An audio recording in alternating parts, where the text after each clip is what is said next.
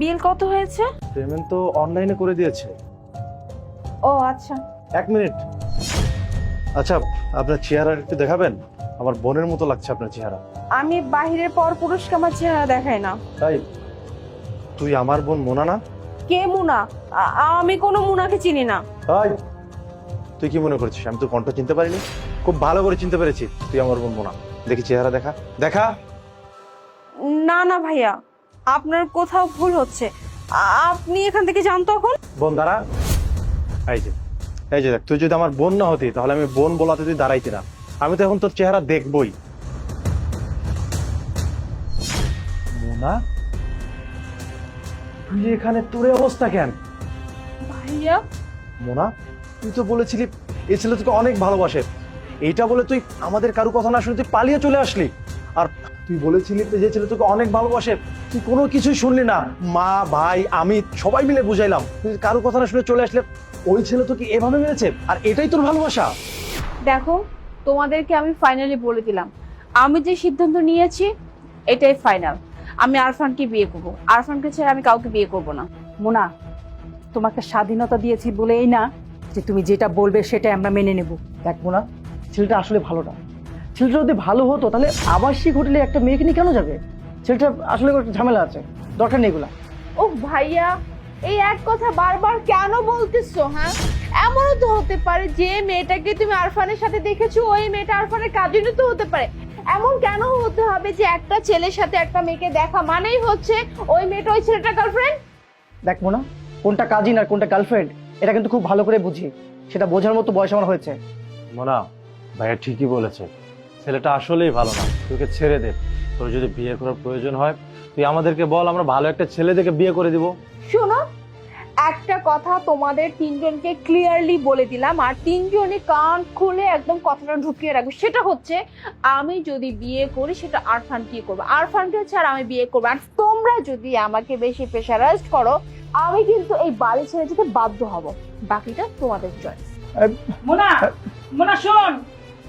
দেখলে না, কাকে কে বোঝাল কতক্ষণে। মোনা, তুই বলেছিলি এই ছেলে তোকে অনেক ভালোবাসে, যার জন্য তুই আমাদের ছেড়ে চলে আসছিস। তোর জন্য আমাদের মান সম্মান সবকিছু শেষ হয়ে গেছে। আর তোকে আমরা কোথায় কোথায় খুঁজেছি, আর তোকে আজকে আমরা এইভাবে পেলাম। ভাইয়া, ভাইয়া আমাকে মাফ করে দাও ভাইয়া। আমি আমি তোমার বড় ভাইয়ার মার এদের কথা না শুনে আমি অনেক বড় পাপ করে ফেলেছি ভাইয়া। মোনা, তুই এগুলো কি বলছিস? তুই ওর হাতে মার খাচ্ছিস, নির্যাতিত হচ্ছিস, তারপর তুই আমাদের ওখানে যাসনি। তুই মার কাছে একটাবার যেতি, একটাবার যাওয়ার প্রতি দেখতি মা তোকে কত ভালোবাসে। হ্যাঁ, ছোট থেকে মা তোকে লালন পালন করে সুন্দর করে ভালোবেসে বড় করেছে, আর তুই বলছিস মার কাছে যাবি না? মানে তুই কোন ধরনের কথা বলছিস? তুই আমাদের আদরের বোন, তুই আমাদের ওখানে গেলে আমরা কি তোকে ফেলে দিতাম? কখনো ফেলে দিতাম না। তুই এগুলো কি বলিস বলতো? ভাইয়া, এটা তুমি কি বলতেছো বলো? আমি কোন মুখে তোমাদের সামনে গিয়ে দাঁড়াবো বলো? আমি কোন মুখে মার সামনে গিয়ে দাঁড়াবো? আমি তোমাদের কোনো কথা না শুনে আমি বাড়ি থেকে পালিয়ে আসছিলাম, আর আজকে আমার এই অবস্থা। আর তুমি বলতেছো আমি তোমাদের কাছে ফিরে যাবো? ভাইয়া, আমি কোন মুখে গিয়ে দাঁড়াবো বলতে পারো?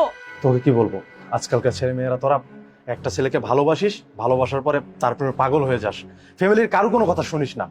আর ওকে তো আমি কঠিন শাস্তি দিব, ওকে আমি পুলিশে ধরিয়ে দিব। ও কি মনে করেছে তোর কেউ নেই? তোর সবকিছু আছে, সবাই আছে। তুই এই মুহূর্তে এক্ষুনি আমার সাথে এবার থেকে চল, চল বলছি।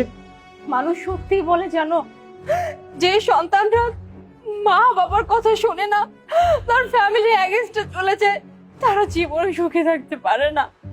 তোমরা আমাকে কতটা বুঝিয়েছিলে, মা আমাকে কতটা বুঝাইছিল, কিন্তু আমি মার মনে কষ্ট দিয়ে আমি তাকে ছেড়ে চলে আসছি। আমি তোমাদের কথা একটা বার ভাবি নাই, না তোমাদের পরিবার, না তোমাদের মান সম্মান, কোনো কিছুর কথা ভাবি নাই। আমি শুধু স্বার্থপরের মতো নিজের কথা ভেবে তোমাদের মুখে চুনকালি মেখে আমি চলে আসছি। আর আজকে দেখো আমি আমার পাপের শাস্তি পাচ্ছি ভাইয়া।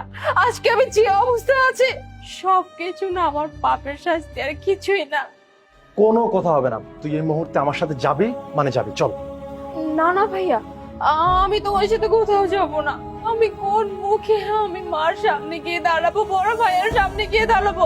তাদের সামনে দাঁড়ানোর মুখ আমার নাই ভাইয়া। আমি যাব না, আমি এখানে আছি। আমি যে অবস্থা আছি, তুমি এই অবস্থায় আমাকে ফেলে চলে যাও, আমি এইটারই প্রাপ্য। চল চল বলছি।